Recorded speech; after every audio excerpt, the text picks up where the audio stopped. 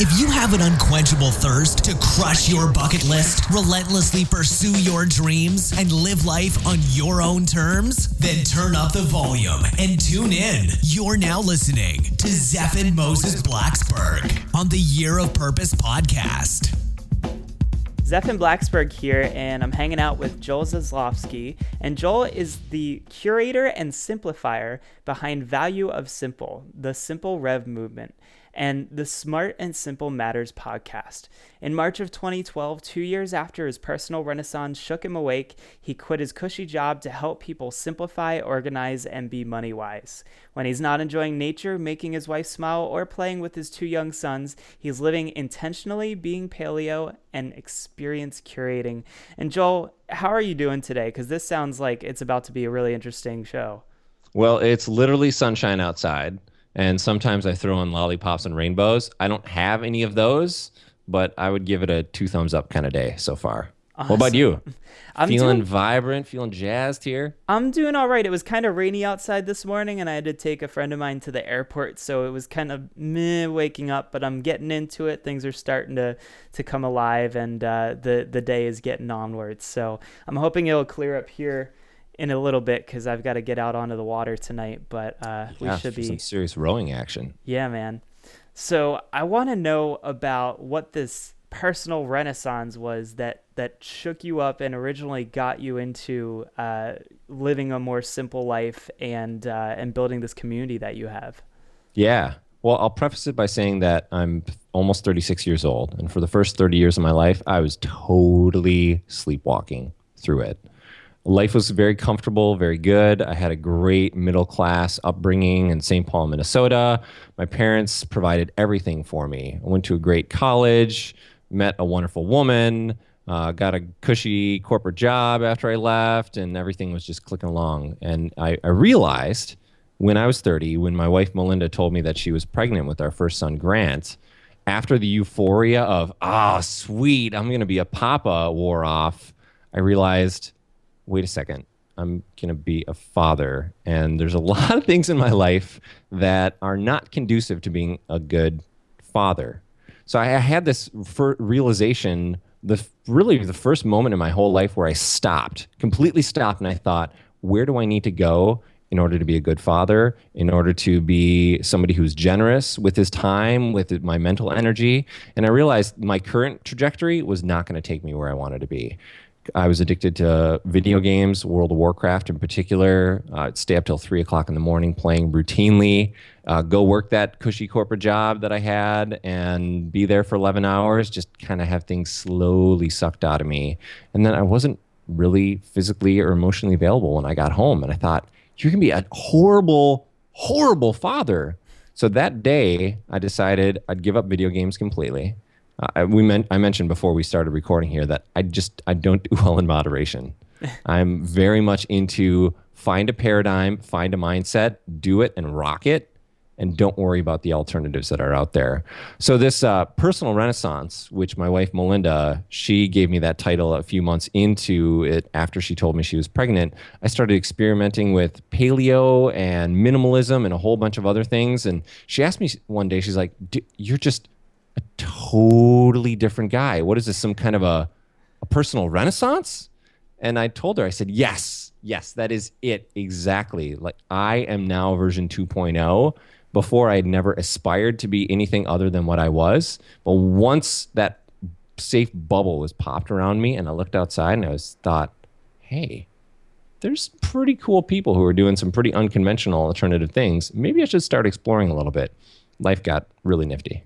Yeah, and I've kind of experienced some things over time too. Obviously, I don't have a child yet, and I don't have your height. You told me before we jumped on the call you are 6'6". I'm 6'2", and I've hit my head on some things before, but man, I would have a lot of trouble with that.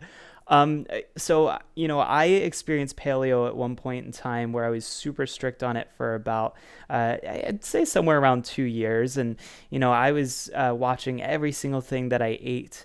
I found a huge difference in my energy and just in my lifestyle. And it kind of it's one of those things, I'm sure you've seen this too, where it's not just like you're eating different food, but you're feeling better, you've got more energy, you're probably a little bit more in tune with your fitness level and what you're doing with your body. Have you found that, that's kind of played out into other aspects of your life?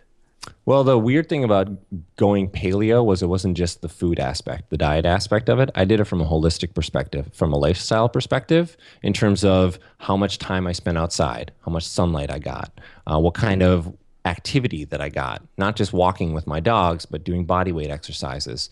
And most people shift a paradigm because something's wrong. What I was doing before with my food, in general, was working for me. And I didn't necessarily feel better when I started the paleo lifestyle. I just knew from a scientific perspective that it made a lot more sense. And from a longevity perspective, it made a lot more sense for me to start doing more of being outside and less of eating crappy food that I'm 6'6". Like, I've got a lot of frame to spread food over, for example. But from inside, I can't really tell what's going on. And I since I don't know, I want to do long term what's best for my body, because I want to be on this earth for a long time. I want to be productive. I want to be contributing and generous. So that perspective of what's going to be best for me long term and what's going to allow me to be the most generous, most grateful, most contribution oriented dude that I can be, that started kind of with paleo and has since extended way beyond that as just a general life mindset. And I just realized, for the people listening in, could you maybe give just a quick description of what, a paleo diet looks like, just in case there's anyone here who actually, either hasn't heard of it or doesn't really know much about it? Yeah. Well, I would refer people to marksdailyapple.com, which is although there's two different versions, just like anything that gets big with vegetarians, there's 10 different versions of it. With paleo, there's primal, and then there's this thing and there's that thing. In general, paleo from a diet perspective is emphasis on meat, whether that's white meat, red meat, seafood, nuts, eggs, and vegetables, fruit.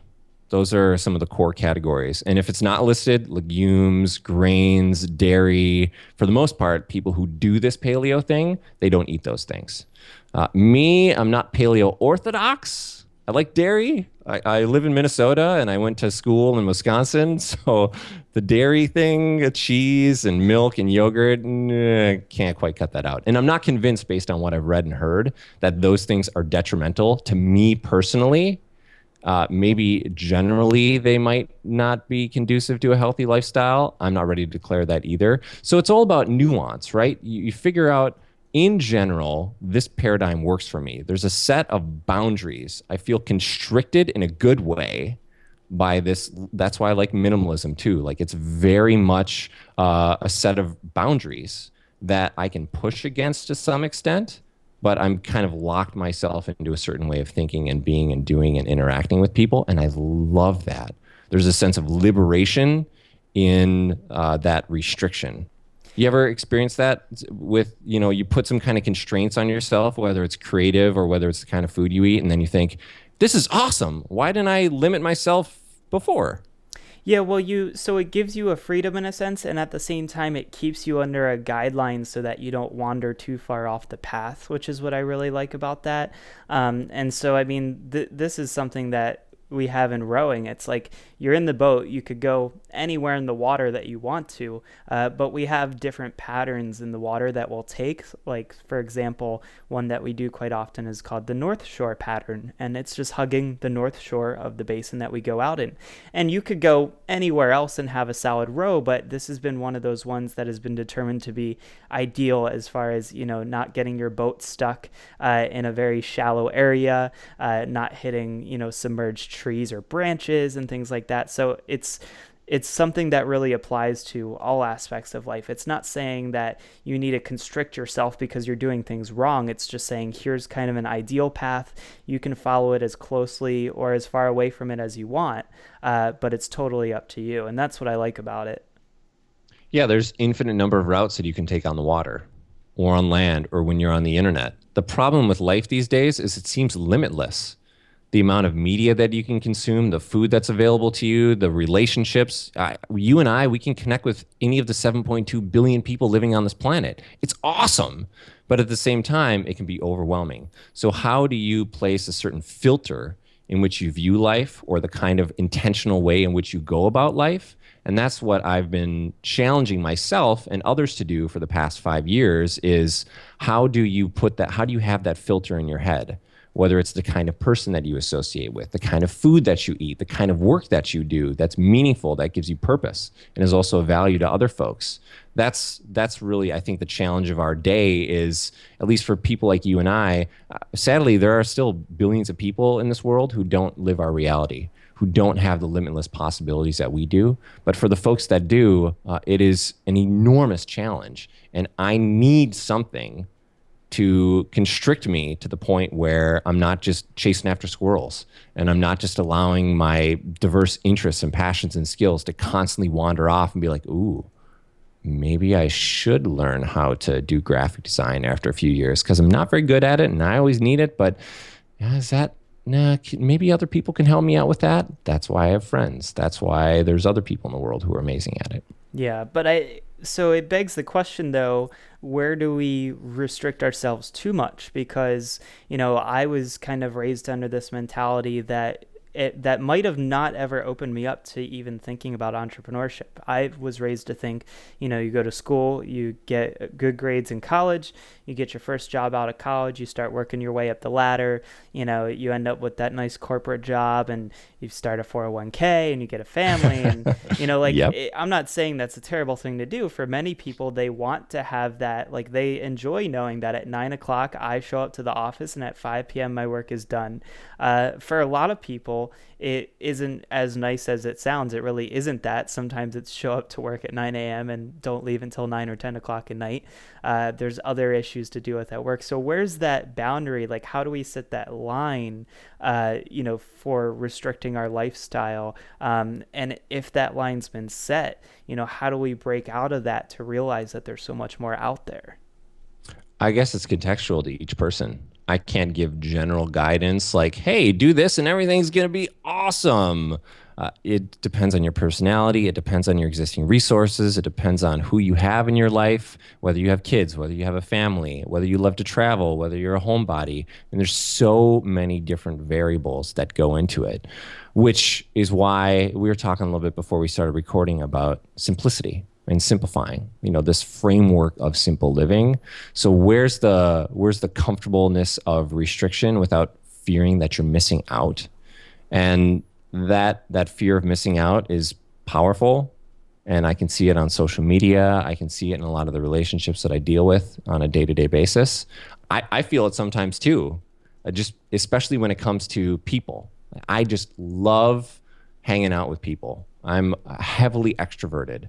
So from a relationship perspective, I need to restrict myself. For example, so right here, I'm at home, I'm in my home office, I'm working today.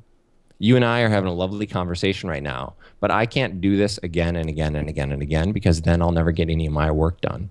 So from an energy perspective, from a relationship perspective, I have to very intentionally restrict how much time I spend interacting with people. Otherwise, zero will happen because I'll just be chatting it up with everybody all day long. So whether you're an entrepreneur or whether you work in some kind of a company environment or whether it's not even related to work, maybe it's just the neighbor down the street who just wants to chat your head off all the time. That's me, by the way. I'm that guy on the street. You just have to choose, how do I want to show up in the world? Do I want to consume conversation, media? Do I want to create? Do I want to create podcast episodes? Do I want to create courses and products, build communities? So it's really figuring out why. Like, what's the lens in which you're viewing the world and what kind of contribution you're trying to make, and then structuring your lifestyle around that. Yeah, and so I wonder with taking on this lifestyle of simplicity, because some people are thinking like, oh, so like, does this guy just have an empty room and like a mattress on the floor? And, like, I mean, when I think simplicity, I almost think of like certain parts of like an IKEA catalog of just like, here's a simple table and it's an open room and that's the only thing in the room. So that for some people it is. I love asking people this question. What does simple living mean to you? And for some people, it's living in a tiny house in a rural environment with really nothing around. For other folks, it's just having the lightness of not being tied down by possessions and being able to freely travel the world. For other folks, it's out in their backyard gardening with their little kids and literally cultivating the land together and growing something and watching their kids grow through all the healthy food that they live. So this simplicity or simple living physically takes on a lot of different forms. And then we're not even talking about mentally, emotionally, and spiritually, intellectually, what that landscape looks like. But you're right. I think a lot of people's conception of simple is also sparse. It doesn't necessarily have to be. When I think of simple, I think of vibrant. I think of nature. I think of things that are constantly growing and evolving. And that's kind of my version of simplicity. What about you, Zephin? What does simple living mean to you? I love this episode so far, and I want to take a brief moment to talk about improving yourself each day. I know you are a huge fan of living life on your own terms, but if there's one thing I've learned in my journey, we need to constantly grow and look to others who have been in our shoes, which is why I've partnered up with Audible to give you one free download of your choice from over 180,000 books. Start your free 30-day trial by visiting yearofpurpose.com/audible. Now back to the show. So I don't even know if I've shared this with many people, at least on the podcast. But so I will turn 26 in a few weeks here. I moved out of my parents' home just short of 3 years ago. And when I moved out, I moved into a townhouse with a couple of friends. And so simplicity to me, especially in that nature, was partially frugality, not buying things that we didn't need. So, it's very easy to go in and want to get a bunch of like leather reclining couches and a big screen TV and all this stuff. And so our big goal, at least going in and putting this house together, was like, what do we need? Where can we get it from where we're kind of recycling old stuff instead of just buying a bunch of stuff? And so actually we had a lot of stuff donated from friends and people we connect with. Like our kitchen table was from like my aunt's basement. Our couches were from a friend who goes to our gym. We actually wound up very lucky getting... So at first we had like a big tube TV that somebody just like donated to us, and it weighed like 200 pounds. And then a friend of mine who now became my roommate, he works for an AV company, and every now and then they get these giant 50-inch plasma TVs that, they take out of people's houses when they upgrade their TVs. And so he called me one day and was like, hey, if you get here in the next like 15 minutes, I've got two 50-inch TVs for you. So it's not necessarily the materialistic thing, but more of like, instead of going out there and buying stuff, people are getting rid of so much more trash right now, and it's not even trash. There's a lot of treasure in it. So we've gotten our TVs, we've gotten our couches, we've gotten our table, and all these things from other places and from people who don't need them anymore. So for me, simplicity is kind of like, what are the bare minimums that you need? Like, we haven't even put curtains up in our house. Like, we have blinds on the windows in our bedrooms, but if you walk into our kitchen, it's not like something out of a Home and Garden magazine or anything like that. You're not going to see curtains and valances and flowery things everywhere. Like, I've got 3 or 4 photos that I took and printed them out on photo paper at Kinko's and like glued them to like a $2 canvas thing and stuck them up on the wall for decoration. So for me, it's kind of it challenges what a lot of people think of simplicity as, because a lot of them think that means that you just don't have a lot of stuff. From my standpoint, though, it's been a lot of like, how can we use stuff that's already out there without like being very materialistic and buying all this stuff we don't need. That's great. And that's the premise of the share economy or collaborative consumption is we have plenty in this world. We have plenty of electronics. We have plenty of food. We have plenty of gold. It's just a distribution issue. How do we get it to the people who need it? And that's why this wonderful century we live in, the 21st century, and all the technology that's available to connect people and to show people, I have this resource. I don't need it anymore, but I know somebody in my community does. How do I get it into the hands of the person who needs it, whether I'm selling it or whether I'm just happily gifting it?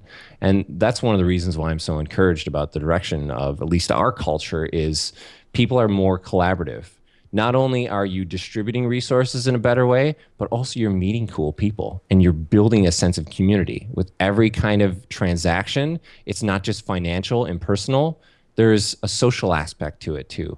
So you're cultivating the roots of people to come together and build something together while you're distributing back and forth.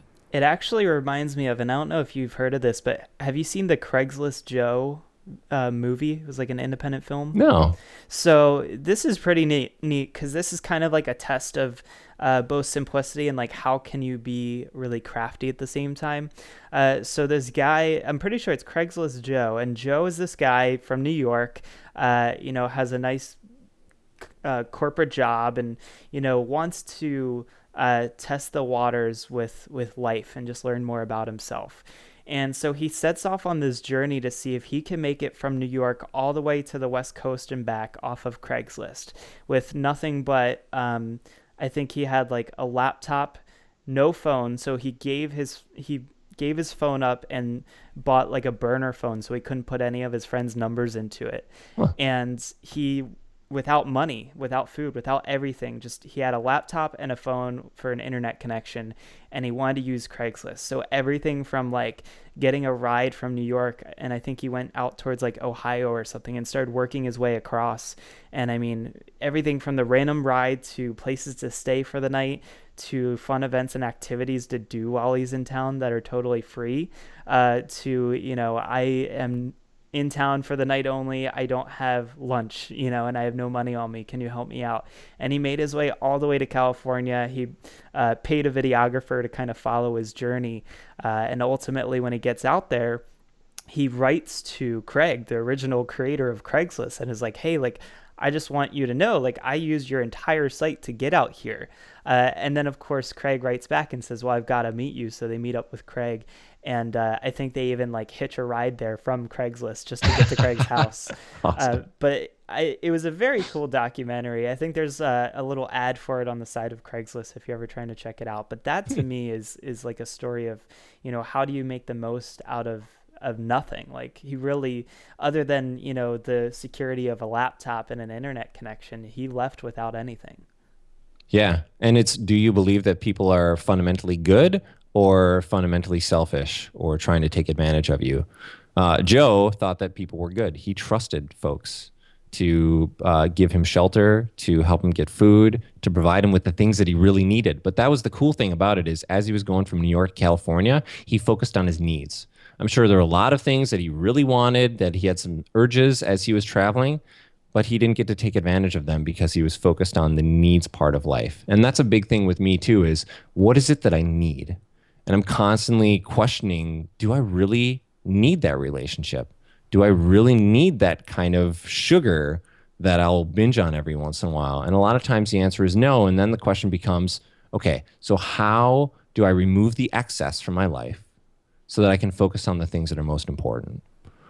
I don't have a lot of the answers sometimes, but just continuing to ask myself that question, how do I remove the excess so I can focus on what's important? I guess Craigslist Joe did that to some extent too, and just that's a really cool story. I'll have to look into that one. Yeah, definitely worth listening to. So along with, this simple lifestyle that you've created for yourself, it sounds like you're working on building up a community of other people who want to do this too. I'm curious how it's impacted your family and just how people like your wife have taken this, and, do they fully 100% get behind you? Do you ever get any pushback as to like, well, maybe I want a nice new leather couch or anything like that? Yeah, I mean, my needs are minimal, but my family's needs aren't. So because I don't know the right way, because I'm not claiming to be the guy who we need to dictate how our family lives because Joel thinks a certain way, I'm not that guy at all. My wife actually she's not a minimalist. She doesn't do paleo. There's a lot of things which we fundamentally, it's not like we disagree on them, but we've agreed that we're going to have different kinds of lifestyles. She works at Best Buy's headquarters, just a mile away from where I am right here. I'm a solo entrepreneur working out of my house. The way that she eats is pretty typical for Americans. I eat paleo. So there's a lot of lines. I mean, from a compatibility perspective, we're amazingly compatible from so many different angles. but it's having the self-awareness to think just because you live a certain way doesn't mean that everyone else needs to. I've got two young boys, Clark, who's almost 2, and Grant, who's almost 5. And my guys have certain needs that are different than what me as an adult have. I mean, I can kick them out of the house and be like, guys, go play outside. But especially with my 2-year-old, I need to be there for him. I can't just focus so much on my work where I'm just like, hey, 2-year-old, go hang out outside and come back in a couple of hours. That doesn't really work so well, especially in the suburb that I live in. All this to say that the way that I live is very different than the way that my family as a whole lives. Sometimes it's difficult for me when I see that there are a lot of toys around the house, and I think maybe we shouldn't have so many. Or when I see how many books that we get out of the library, I'm thinking, let's just focus on 1 or 2 for the next week and intensely appreciate that one book and get to know it, and then cut the rest of them. As you add more people to your life, things get more complicated. But really, that's the only thing that I cannot get enough of in life is people and wonderful relationships. So I will never resent good friends who challenge me or who do things differently than me. I'm just trying to help change some of the underlying structures and systems that promote a lot of complexity in life, because I want the default sustainable choice to be the easy one. Yeah. It used to be.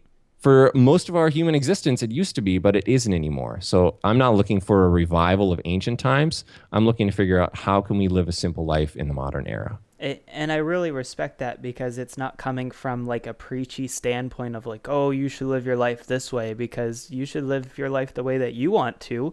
And here's a really great perspective that could potentially work for you.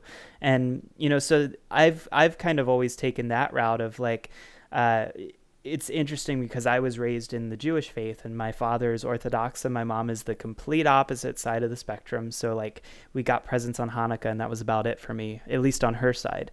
And so I kind of wound up in the middle at a certain point, and I was like, well, I'm going to do the things that are that make me happy. So I didn't stick to any strict guidelines on that one. But I kind of tried to go back to the roots of like, ultimately, what is it that religion gives to us? It's guidelines so that we can live a happy and meaningful life. So I kind of stuck to that, and I really like that you're not coming about it from a standpoint of this is absolutely what you must do, because everyone's going to be different. You're absolutely right. Every situation, you really can't dictate what's going to happen there. I've got to bring up real quick, because these were cool to me in getting back to my roots, barefoot running. So I was never really that great of a runner, but I was a huge fan of it back when I was in college, because I discovered the 5-finger shoes. Oh, the Vibrams. Yeah, so I had a pair of Vibrams I still have them. They're like 7 or 8 years old now, because those things last forever. And I've run Tough Mudders in these things. I've run 5Ks in these. And I have to say that I really love running barefoot and feeling the ground underneath my feet. Surprisingly made running enjoyable for me. I don't know if you've ever tried that before. I'm tempted to just go bolt and be like, hey, Zephin, I'll be right back. Give me 15 seconds. I'm going to go bring my Vibrams and hold them up to you. I got my first pair 5 years ago, I think it was. And although I normally only run if someone's chasing me, I do love to be outside in them, just feeling the earth on your feet. And as a matter of fact, sometimes the Vibrams are almost too much. Yeah. When I'm outside, when I'm in the backyard, or when I'm just walking around the neighborhood, I'll go barefoot in the summertime when it's not cold here. So although I've never done a Tough Mudder, probably never will. That's pretty awesome that you have. I don't run, I don't do marathons or anything like that, but I do have the same spirit behind it, which is removing the things that separate me from my environment, from a feeling of being immersed in nature. And minimalist footwear, or even better, going barefoot, does that. I mean, you're literally touching the ground and feeling that tactile feel. How many times do you get that? I mean, for the folks who are watching, for the folks who are listening right now, if they think, how many times in the last month have my feet had the opportunity to touch the ground? That's something that's very primal, that has a very grounding and connecting feeling to us, to our environment. And I try to have that as much as possible. Yeah, and I don't mean like the carpet in your house. Like I stay barefoot most of the day, especially when I'm home, sometimes in the office. And if I walk out and get the mail and go across the street, I'll still go barefoot. And some people are probably thinking, oh, well, doesn't it hurt like if you step on a stick? It used to, but you get used to it. And having that feedback actually, I think, gives you more attention to what's going on around you. And so, how do most people sprain their ankles? They tripped on something because they weren't paying attention where they were walking. So, now it's almost like an unconscious thing of like, I'm still paying attention to what's around me, but I've got a little bit more feedback as to, how do I feel the ground below me? And I actually, the funny thing is, the one time I had been wearing my Vibrams all summer, the one time I put my shoes back on, my tennis shoes, was to play Ultimate Frisbee, and that was the one time that I tore a ligament in my ankle. So, funny story about that. I think that there's something to be checked out there, for everybody listening. If you haven't tried it before, definitely worth a shot. We're coming close to the end of the interview here, but I'd love to share with everyone listening in, what is the best way to keep track of things going on with you? And I know that you've got some really great blog posts on your website and things like that. So let's share with everyone how they can follow what's going on with you. Yeah, well, these days I'm much more of a audio guy than I am a writer. I wrote a book. I did blog posts on Value of Simple for 4 years. I've stopped doing that. Where you can find me in the real world, if you will, I live in the Minneapolis-St. Paul area. So if anyone is in the upper Midwest of the United States, just find me. Or I'm happy to come a little ways and connect with you. Like I said at the start, I always enjoy the opportunity to connect with cool people. As far as digitally, valueofsimple.com is my internet home right now, and it leads to my podcast, Smart and Simple Matters. But that's in a state of flux in terms of moving it to a different place. If folks love this intersection of simplifying and community, kind of like I do, there's something that I've been involved in called SimpleREV, which has been going on for a couple of years. And the main part that I'm pouring my personal energy into is almost like Live Your Legend or Toastmasters or some other kind of international groups. We, the folks behind SimpleREV, are trying to bring people together in their local communities and build community around the principles of simple living. So if that sounds cool to folks, then go to simplerev.com/local and see what it takes to be a host, to be a community builder and an organizer and bringing people together and simplifying together. It's just this cool feedback loop of building community leads to a simpler life because you can share and you have more resources available to you. And then it's just this really cool circle. So any time that I can be a part of that, I do. And that's the thing that I'm most passionate about. And I would love if some other folks would join and want to get their fingerprints on what we're building with SimpleREV. Very cool. Well, thank you for sharing that, and I will definitely be checking that out as well. And it's been great speaking with you today, Joel, and I'm sure we'll talk to you again soon. Yeah, thanks for having me. Thanks for listening to this episode of the Year of Purpose podcast. We hope you enjoyed it. Don't forget to leave us a rating and review if you loved this episode. Now, are you ready to live life on your own terms? Head on over to www.yearofpurpose.com right now for the tools, resources, and the roadmap to living a life rescripted. And tune in next week for another episode of the Year of Purpose.